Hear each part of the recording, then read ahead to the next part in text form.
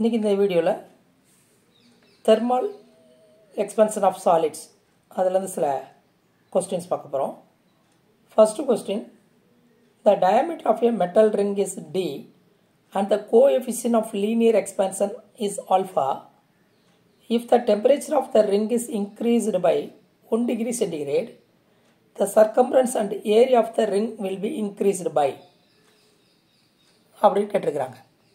இதுக்கு மீனிங் என்ன அப்படின்னு பார்த்தீங்கன்னாக்க, டீன்ற டயாமீட்டர் உள்ள ஒரு மெட்டல் ரிங் இருக்குது, அதோடைய கோஎஃபிஷியன்ட் ஆஃப் லீனியர் எக்ஸ்பான்ஷன் வந்து ஆல்ஃபா அப்படி இருக்குது. 1 டிகிரி சென்டிகிரேட் உயர்த்துவதன் மூலமாக டெம்பரேச்சரை அதோடைய சர்க்கம்ஃபரன்ஸ்லையும் ஏரியாலையும் அந்த ரிங்கு எப்படி இன்க்ரீஸ் ஆகிருக்கும் அப்படின்றதான் கேள்வி.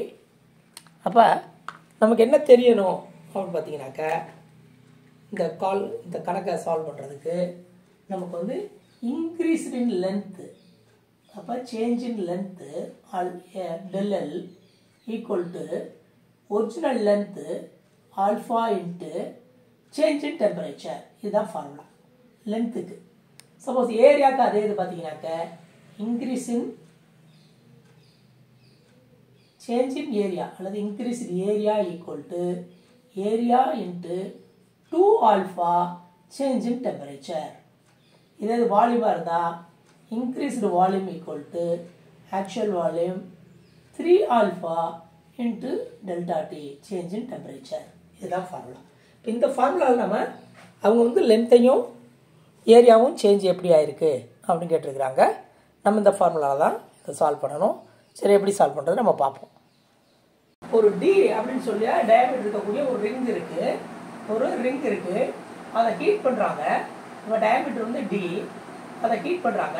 ஹீட் பண்ணும்போது சர்க்கம்ஃபரன்ஸில் எவ்வளோ இன்க்ரீஸ் ஆகிருக்கும், உங்களுக்கு ஏரியாவில் எவ்வளோ இன்க்ரீஸ் ஆகிருக்கும் அப்படின்றத கேள்வி. இப்போ சர்க்கம்ஃபரன்ஸ்ன்றது nothing but length, del L equal to L into alpha into change in temperature 1 degree சென்டிகிரேட்னு கொடுத்துட்டாங்க. அப்போ ஆக்சுவல் லெவலில் எல் எவ்வளோ இருந்திருக்கும் உங்களுக்கு பார்த்தீங்கன்னாக்க, இன் டர்ம்ஸ் ஆஃப் டியில் சொல்கிறதா பை டி, அல்லது நமக்கு வந்து ஆரில் சொன்னால் 2/r. ஓகேங்களா? Alpha is not going to change, let it be in alpha. இப்போ இன்க்ரீஸ் பண்ணுறது பார்த்தீங்கன்னாக்க இதுதான் இன்க்ரீஸ் ஆகிருக்கும். ஓகேங்களா? 1 டிகிரி இருக்கிறதுனால இதுதான் வந்து நமக்கு சர்க்கம்ஃபரன்ஸில் இன்க்ரீஸ் ஆகிருக்கும். அதே மாதிரி ஏரியாவில் பார்த்தீங்கன்னா del A ஈக்குவல் டு, ஓகேங்களா, A into 2 alpha into del T. இதுதான் formula, 2 alpha into del T. ஓகேங்களா? ரைட்.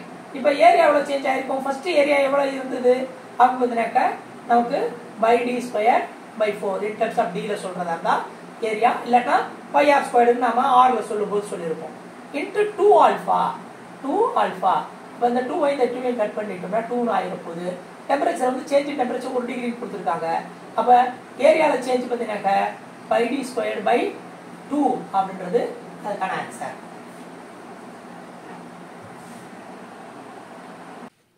அடுத்த கொஸ்டின் பார்த்தீங்கன்னாக்க, the coefficient of a linear expansion of the material is 1 into 10 to the power minus 5 per degree centigrade. The percentage increase in area of the square plate of that metal when it is heated through 100 degree centigrade அப்படின்னு கேட்டிருக்கிறாங்க. அதாவது ஒரு square plate இருக்குது, அதோடைய coefficient of linear expansion alpha வந்து 1 into 10 to the power minus 5 per degree centigrade கொடுத்துருக்குறாங்க.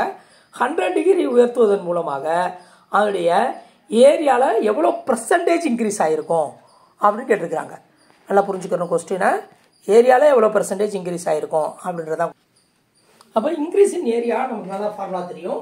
Increase in area del A equal to actual area 2 alpha into del T. del T வந்து 100 degree centigrade. ஓகேங்களா? Area வந்து நம்ம ஏற்கனவே வந்து 100 இருந்ததுன்னு வச்சுக்கிறோம், 100 ஸ்கொயர் யூனிட்ல இருந்ததுன்னு வச்சுக்கிறோம். அப்போ 2 இன்ட்டு ஆல்ஃபா பார்த்தீங்கன்னா 5 into 10 to the power, sorry 1 into 10 to the power minus 5 கொடுத்துருக்குறாங்க. Into 100 degree centigrade per 100 degree centigrade temperature change in temperature வந்து 100.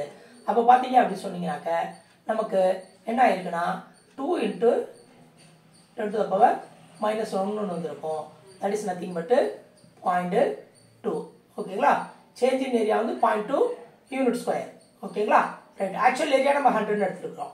அப்போ 100க்கு 0.2 அப்படின்னாக்கா இதுதான் ஆன்சர். இதுதான் answer 0.2%.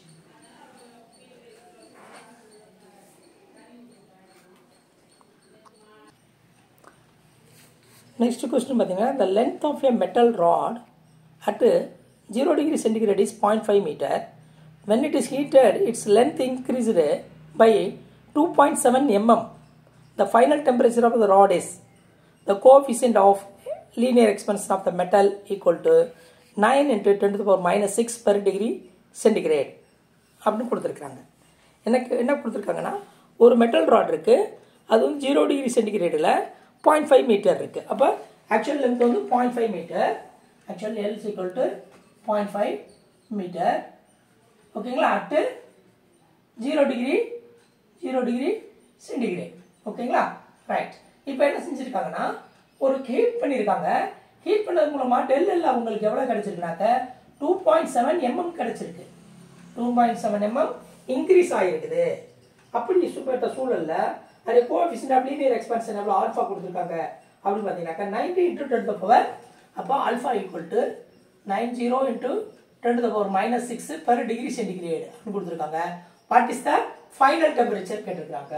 அப்போ எவ்வளோ டெம்பரேச்சருக்கு இன்க்ரீஸ் பண்ணியிருந்தா எனக்கு இந்த 2.7 mm இன்க்ரீஸ் ஆயிருக்குன்றதா கேள்வி. ஓகேங்களா? அப்போ நமக்கு ஃபார்முலா என்ன தெரியும்? del L equal to L alpha into del temperature. ஓகேங்களா? இங்கே 0 டிகிரிலேருந்து ஃபைனல் டெம்பரேச்சர் பிரிக்கிறதுனால ஃபைனல் டெம்பரேச்சர் தான் நமக்கு வரப்போகுது. அப்போ del alpha பார்த்தோன்னா இந்த 27 into 10 to the power minus 3 மீட்டர்னு எழுதிக்கலாம். எம்எம்ல இருக்கிறத நம்ம -3 போட்டு மீட்டர்னு எழுதிக்கலாம் இல்லைங்களா? ரைட். அதே மாதிரி இப்போ பார்த்தோம்னு சொன்னாக்க இங்கே இருக்கக்கூடிய எல் இங்கிட்டு வரப்போகுது, ஆல்ஃபா இங்கே வரப்போகுதுனாக்க அப்போ ஆல்ஃபா வந்து 90 into 10 to the power minus 6 metre. இது வந்து 0.5 மீட்டர் ஈக்குவல் டு நமக்கு வந்து என்ன கிடைக்க போகிறது? Final temperature T final minus T initial கிடைக்கும். It is nothing but T initial 0, அப்போ T final கிடைச்சிரும். ஓகேங்களா? அவங்க கேட்டு T final தான் கேட்டிருக்கிறாங்க. இப்போ நம்ம இந்த 0.5 இந்த 2.7ஐயும் நம்ம 27.5 கீழே எழுதிக்கலாமா? ஓகேங்களா? into 10 to the power minus 3 தான் அங்கே இருக்க போகுது. கீழே வந்து பார்த்தீங்கன்னாக்க 90 இருக்கும். ஓகேங்களா? into 10 to the power minus 6 இருக்கும். into 5 எழுதிக்கலாம் இல்லைங்களா? அந்த 0.5ஐயும் இந்த 2.7ஐயும் நம்ம 27.5ன்னு மாற்றிக்கிட்டோம். ஓகேங்களா? இப்போ இதை கட் பண்ணோம்னு வச்சுக்கோங்க. 10 to the power minus 3 வந்திருக்கும். அது மேலே போகும்போது 10 to the power plus 3 மாறி இருக்கும். ஓகேங்களா? இப்போ நாம இதை கட் பண்ணோம்னு சொன்னாக்க இது 10 to the power 2 ஆக மாறி இருக்கும். இதை 9 கட் பண்ணோம்னா 3 into 10 to the power 2ன்றது 300 divided by 5 இருக்க போகுது equal to 60. அப்போ ஃபைனல் டெம்பரேச்சர் வந்து 60 டிகிரி சென்டிகிரேட். இதுதான் இந்த கேள்விக்கான ஆன்சர். நெக்ஸ்ட் கொஸ்டின் பார்த்தீங்கன்னா a crystal has a linear coefficient 0.40 போட்டு 4 divided by per degree centigrade. அதே மாதிரி 0.40 போட்டு 5 per degree centigrade. அதே மாதிரி 0.40 போட்டு 6 per degree centigrade. The coefficient of the cubical expansion of the crystal is அப்படின்னு கேட்டிருக்கிறாங்க. அதாவது ஒரு கிறிஸ்டல் இருக்குது, அது வந்து கியூப் ஷேப்ல இருக்குது. கிறிஸ்டல் இருக்குது, அது வந்து பார்த்தீங்கன்னு சொன்னீங்கன்னாக்கா கியூப் ஷேப்ல இருக்குது. இந்த மாதிரி கியூப் ஷேப்ல இருக்கக்கூடிய கிறிஸ்டலு ஒவ்வொரு லென்த்தும் வந்து இப்போ இது லென்த் எல்னு வச்சோம்னா இது ஒரு L2ன்னு வச்சோம்னா அதுக்கப்புறம் இது L3 அப்படின்னு நம்ம வச்சுக்கிட்டோம்னாக்க ஒவ்வொன்றுக்கும் லீனியர் எக்ஸ்பென்ஷன் வேற வேற அளவில் கொடுத்துருக்காங்க. ஃபர்ஸ்ட் வந்து இந்த இதை எடுத்துக்கிட்டோம்னு வச்சுக்கோங்க, அது 0.0004 ஓகேங்களா per டிகிரி சென்டிகிரேடு. அதுக்கடுத்து பார்த்தீங்கன்னா 0.0005 per டிகிரி சென்டிகிரேட் இந்த லென்த்து. இப்போ தேர்ட் லென்த் வந்து இந்த லென்த் பார்த்தீங்கன்னு சொன்னாக்கா இது வந்து 0.0006 per டிகிரி சென்டிகிரேட். அப்படி இருந்ததுன்னா மொத்த கியூபும் எவ்வளோ வந்து இன்க்ரீஸ் ஆகிருக்கும் அப்படின்னு கேட்டிருக்காங்க. கியூபிக்கல் எக்ஸ்பென்ஷன் ஆஃப் த கிறிஸ்டலிஸ்ன்னு கேட்டிருக்காங்க. இது எல்லாத்தையும் நம்ம ஆட் பண்ணிட்டோம்னா அதுதான் நமக்கான ஆன்சர் 00. ஓகேங்களா? 6 4 15 15 15 per டிகிரி சென்டிகிரேட். இதுதான் இதுதான் ஆன்சர்.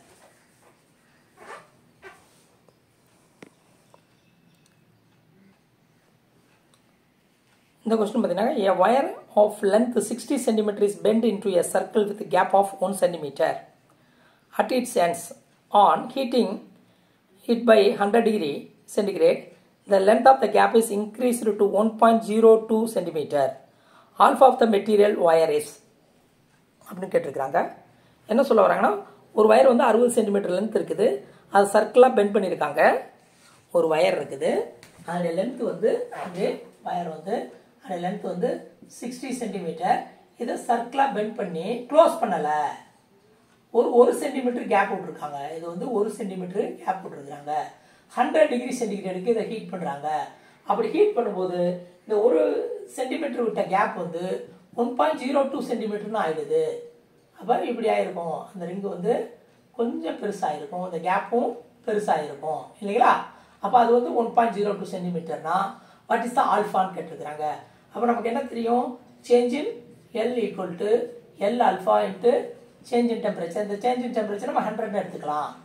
ஓகேங்களா, ரைட். இப்போ இந்த கேஸ் வந்து 1 சென்டிமீட்டர் இருந்தது 1.02 சென்டிமீட்டர் ஆயிருக்குன்னா அப்போ 60 சென்டிமீட்டர் இருந்து எவ்வளோ ஆயிருக்கும் ஃபர்ஸ்ட் அந்த டெல் எல்லாம் நம்ம கண்டுபிடிக்கணும். அப்போ ஒன்றுக்கு வந்து 0.02 இன்க்ரீஸ் ஆயிருக்குது. அப்போ 0.02 சென்டிமீட்டர் ஃபார் 1 சென்டிமீட்டர். அப்போ 60 சென்டிமீட்டருக்கு எவ்வளவு ஃபர்ஸ்ட் அதை கண்டுபிடிச்சோன்னு வச்சுக்கோங்க. என்ன இருக்க போகுது, 6 2 12. ஓகேங்களா, 2 ஸ்தானம் தள்ளி புள்ளி வைக்கணும். அப்போ 2 பார்த்தோம்னா 120. 2 ஸ்தானம் தள்ளி புள்ளி வச்சோம்னா 1.2 சென்டிமீட்டர் வந்து இந்த டோட்டல் வயர் வந்து இன்க்ரீஸ் ஆயிருக்கும். டோட்டல் வயர் வந்து 1.2 சென்டிமீட்டர் இன்க்ரீஸ் ஆயிருக்கும். இதை கொண்டு வந்து இந்த ஃபார்முலாவில் போடுறோம்னு வச்சுக்கோங்க. 1.2 சென்டிமீட்டர் வச்சுக்கணும், இங்கே 60 சென்டிமீட்டர் வச்சுக்கிட்டு ஆல்ஃபா வாங்கி வச்சுக்கிட்டு 100 டிகிரி இங்கிட்டு கொண்டு வந்தோம்னா நமக்கு ஆன்சர் வரும். இப்போ பார்த்துருவோம். ஓகேங்களா, ரைட். இதை அடிச்சிடலாம். இப்போ பார்த்தீங்க அப்படின்னு சொன்னீங்கன்னாக்க நமக்கு என்ன வரப்போகுது, இங்கே 1.2 ஈக்குவல் டு 60 இன்ட்டு ஆல்ஃபா தெரியாது, அதான் கேட்டுருக்குறாங்க. டெல் வந்து டெல் டி வந்து 100 டிகிரி சென்டிகிரேடு. அது போட்டாலும் தான், ஏன்னா டிகிரி சென்டிகிரேட் போட்டாலும் தான் இது இங்கே வருதுன்னு வச்சுக்கோங்க. அப்போ alpha equal to 1.2 divided by 60 into 100 இருக்க போகுது. 1.2 நம்ம 12 வைக்கிறோம்னு வச்சுக்கோங்க. கீழே இன்னொரு எக்ஸ்ட்ரா நம்ம முட்டை சேர்க்க வேண்டியிருக்கும். இப்போ இதை 600 வச்சுக்கலாம், இன்ட்டு 100 வச்சுக்கலாம். இப்போ 10 சொன்னாக்கா 1 6 6 ஈராரா 12 2 இன்ட்டு 10⁻⁻⁴. இங்கே டிகிரி சென்டிகிரேட் இருக்கனால per degree centigrade.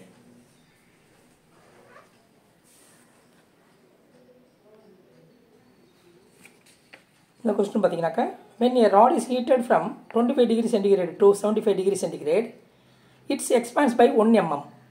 When the rod of the same material but with 4 times of the length is heated from 25 degree to 50 degree centigrade, the increase in the length is. அதாவது ஒரு rod இருக்குது, அந்த rod வந்து 25 டிகிரிலேருந்து 75 டிகிரிக்காக சூடு பண்ணுறாங்க. அப்படி சூடு பண்ணும்போது 1 mm இன்க்ரீஸ் ஆகுது.